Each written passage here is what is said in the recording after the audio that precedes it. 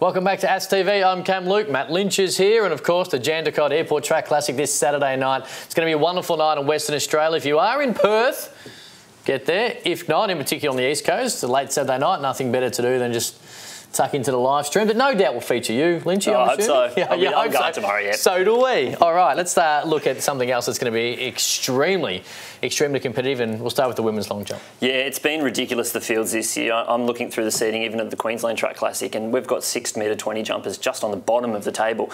But Brooke, Stratton, Anang, they're going to be the two features. Obviously, Brooke's the first time she's been back there since she set the national record, which we unfortunately missed on the live stream. Now, just on this, when you say we missed, it has been given to me that you missed it. I'll take it all for the team. You know, we missed it. So you're saying she has to jump 7:03, so we got footage. Yeah, she needs to get it again, so she needs to improve on that record. Beautiful. So we can just get proof of it. But done. You know, Curtis Marshall, I blame him. He was going for the national under 20 record at the time, and you know, taking a little bit long on the top of the runway. Obviously, Brooke doesn't care what Curtis is doing. She's just going to have her jump, and she jumped 7:05 and got the national record. I know, it's a shame, but she's going to be up against Anang. They're going for that Doha qualifier. Na has been setting the track on fire, not the long jump hit. She, way back in the day, she ran 11.80 for 100 metres. Doesn't know how to go out of blocks. This year, she's had a couple, ran a PB into a headwind, came to the Queensland Champs, ran 11.55 in the heat, 11.43 in the final. And that time's the fastest time since 2016 by anyone not named Sally Pearson or Melissa Breen. And that's ridiculous. If she can turn that speed vertically over the long jump, she's going to jump. She could push 7 metres with that kind of speed.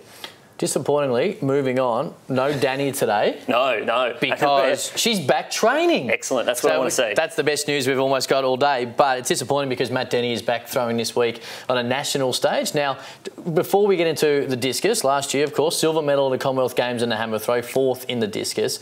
Is he taking both events on towards the World Champs in Tokyo? What does it mean for his career when it comes to the two events? So he's said that he's going to focus on the discus now just for the next 2 years for Doha and Tokyo. The hammer throw is really, it's hard on the body, and it's always close to the first events on the program, so he's always going to have to throw hammer before discus. And he knows, look, I've probably got more chance in the discus. He's a bit closer to the top. His PB's in the 65s. They're throwing 68, 69s. In the hammer, he's throwing in the mid-70s, and they're throwing over 80. So he's a lot closer to the top in the discus, and he knows that. He's going to focus on that. And I think this move away from the hammer just for these next 2 years is going to do him wonders.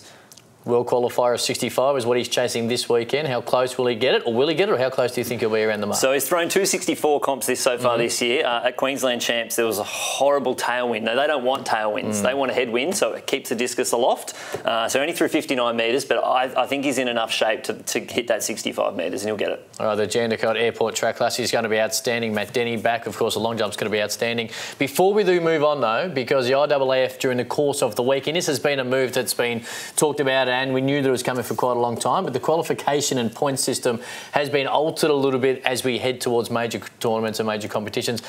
Try and keep it simple because it is kind of convoluted and complicated at different points. Simply, for Athletics Australia and athletes in this country trying to compete and qualify for the major comps, what does it mean?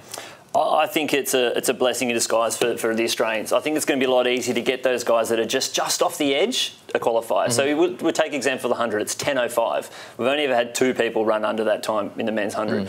Jack Hale at the moment is winning and running 10:2. If he continues to win and run 10:2 at the right meets, wins nationals, goes to Oceania Champs, wins that can put him in the top 40, and they're going to take 53.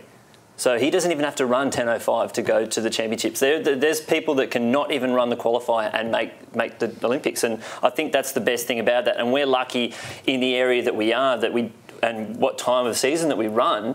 Those other guys aren't ready to race yet, and we can take all these points by winning all these meets. And the first thing, if you're an athlete and you're not sure, just go and download the IAAF point score table. Then you know what you're looking at. That's the first point. And I was showing some athletes, and they'd never even heard about it. So that's your homework. That's pretty good homework if it means you're going to have...